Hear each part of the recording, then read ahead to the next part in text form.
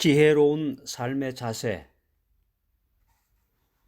우리가 인생을 살면서 지혜롭게 사는 인생이란 무엇인가?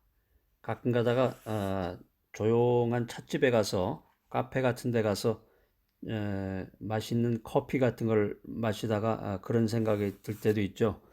요즘에 그 서울에도 보면은 그 새로운 명소라고 그럴까? 카페들이 많이 생겼습니다. 보니까 익선동이라는 데가 요즘에 새롭게 생긴 그런 카페인데요. 여러분 안 가보신 분들 한번 가보시고, 또 성수동이라고 있는데 그 예전에 한강이죠. 한강 예전에 60년대 70년대는 거기서 수영도 하고 그랬는데, 그 성수동이 이제 최근에는 그 아파트촌이 많아졌고, 그 성수동에 예전에 그 공장들이 많았어요. 그 공장을 그 리모델링 해가지고, 근데 이제 안에 그 인테리어 같은 건 이제 그대로 두고 그 이미지 같은 거 이렇게 간판도 그대로 있더라고. 무슨 공장이라는.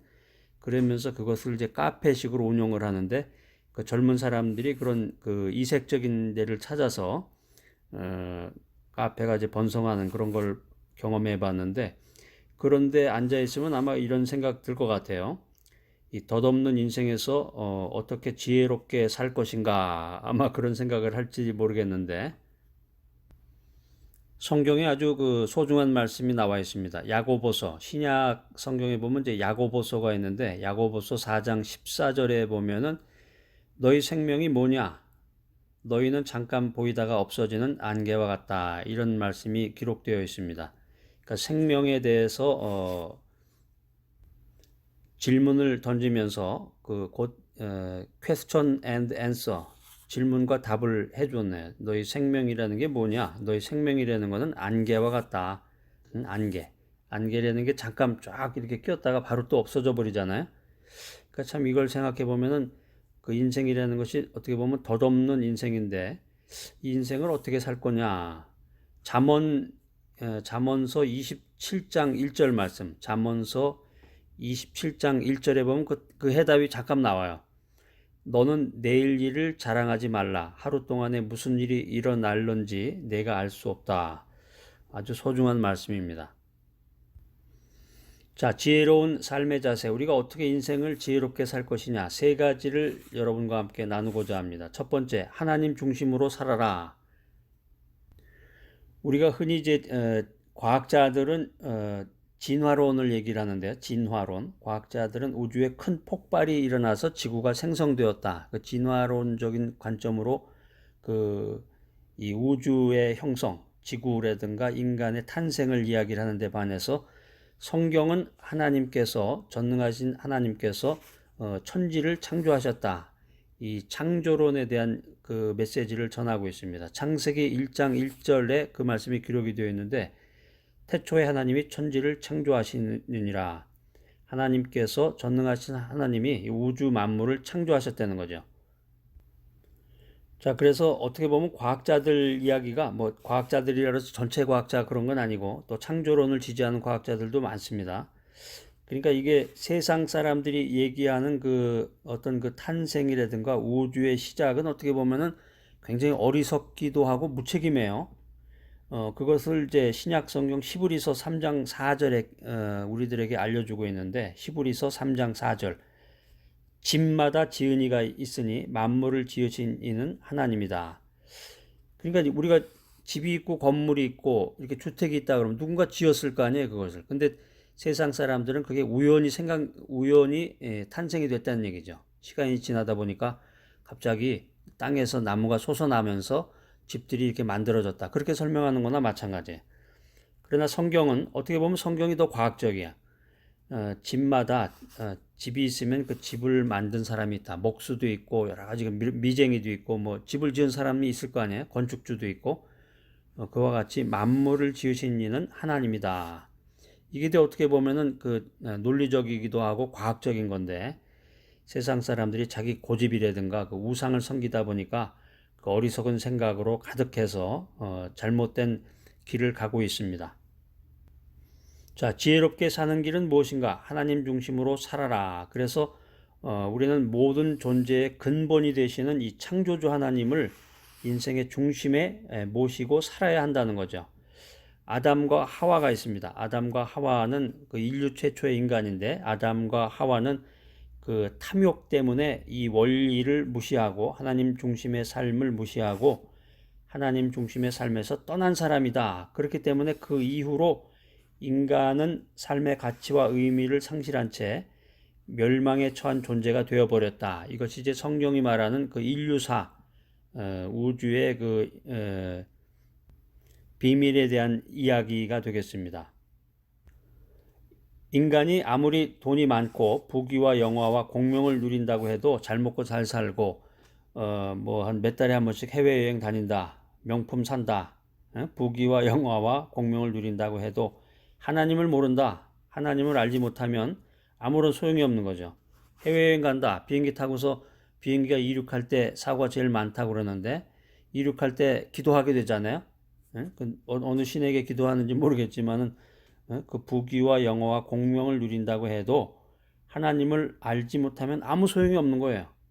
잠언서, 구약의 잠언서 9장 10절에 이런 말씀이 있습니다. 여호와를 경외하는 것이 지혜의 근본이요 거룩하신 자를 아는 것이 명철이다.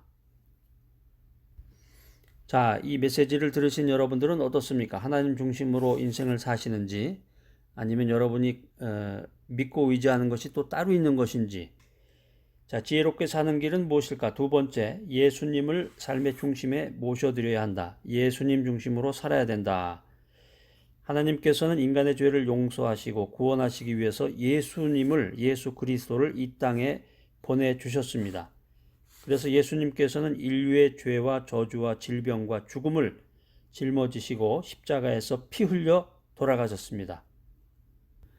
이게 이제 기독교, 이 믿음의 세계의 가장 근본되는 교리 중에 하나인데 로마서 5장 9절로 10절 말씀, 신약성경 로마서 5장 9절로 10절 말씀, 이거 찾아서 밑줄을 그어놓으셔야 돼. 제가 한번 읽어볼게요. 이제 우리가 그의 피로 말미암아 의롭다 하심을 받았으니 더욱 그로 말미암아 진노하심에서 구원을 받을 것이니 곧 우리가 원수 되었을 때에 그의 아들의 죽으심으로 말미암아 하나님과 화목하게 되었은즉 화목하게 된 자로서는 더욱 그의 살아나심으로 말미암아 구원을 받을 것이니라. 로마서 5장 9절로 10절 말씀. 이게 이제 기독교의 가장 근본되는 그 핵심 프린서플 중에 하나예요. 하나님께서 인간의 죄를 십자가의 사랑으로 용서하셨다. 그리고 예수 그리스도를 구주로 영접하는 사람에게는 하나님의 자녀가 되는 권세를 주셨다. 이게 이제 요한복음 1장 12절에 나오는데 요거 밑줄을 그어놓으시고 요 말씀도 암송을 하셔야 돼.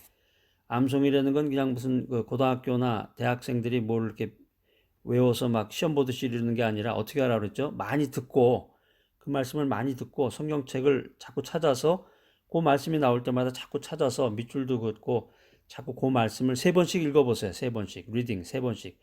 그러다 보면 자기도 모르게 저절로 외워지는 건데 그래서 때가 됐을 때 조용히 차 한잔 성수동이라든가 익선동 같은 데 가서 카페에 가서 차 한잔 마실 때 이 요한복음 1장 12절 말씀을 조용히 이렇게 음미하면서 묵상하면서 퀴티도 하고 그게 이제 묵상이라는 거죠. 묵상.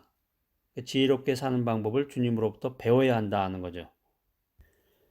자, 그래서 이런 은혜, 귀한 은혜와 축복은 돈이나 명예나 권력으로 살 수 없다. 오직 예수님을, 예수 그리스도를 삶의 중심에 모셔드릴 때 받게 되는 선물이다 하는 거예요. 선물이다. 자, 지혜롭게 사는 방법, 지혜롭게 사는 길 3번째는 성령님과 동행하면서 살아야 된다. 성령님과 동행하라.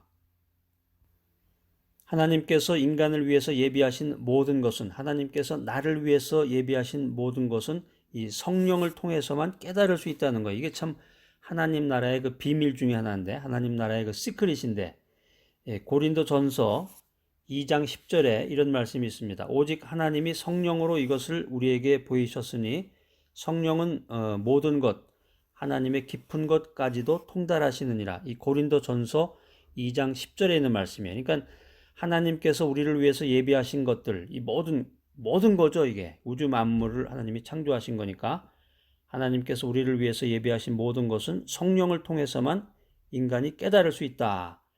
성령님께서 계시해 주지 않으시면 아무도 천국의 속성과 신령한 일에 대해서 알 수가 없다는 거예요. 성령님은 우리에게 하나님의 의와 기쁨이 충만하고 다시는 죄와 전쟁과 슬픔이 없는 하나님의 나라를 계시해 줌으로써 우리에게 천국 소망을 주신다. 천국 소망을 갖게 해 주신다는 것입니다. 로마서 14장 17절에 보면 하나님의 나라는 먹는 것과 마시는 것이 아니요 오직 성령 안에 있는 의와 평강과 희락이다. 이렇게 정의를 내려주고 있습니다. 그렇기 때문에 성령 안에서 참된 의, 참된 평안, 참된 기쁨을 누릴 수 있다. 이것이 바로 지혜로운 그 삶의 자세인데 사도 바울이 빌립보 지하 감옥에서도 주 안에서 항상 기뻐하라. 항상 기뻐하라. 이렇게 우리들에게 말할 수 있었던 이유는 성령님께서 주시는 충만한 기쁨이 있었기 때문이다라는 거죠. 자, 오늘 이 지혜로운 삶의 자세, 이 메시지를 들으신 여러분들 참 귀한 믿음을 가지셨습니다. 잠깐 보이다가 없어지는 안개와 같은 이 인생인데 우리가 지혜롭게 살기 위해서는 하나님 중심으로 살아야 된다. 예수님 중심으로 살아야 된다. 성령님과 동행하면서 살아야 된다라고 하는 것입니다. 자, 여러분들 예수님을 삶의 중심에 모셔드리고 성령님과 동행함으로 멋진 인생 또 지혜로운 인생을 살아가는 여러분 모두가 되시기를 소망합니다.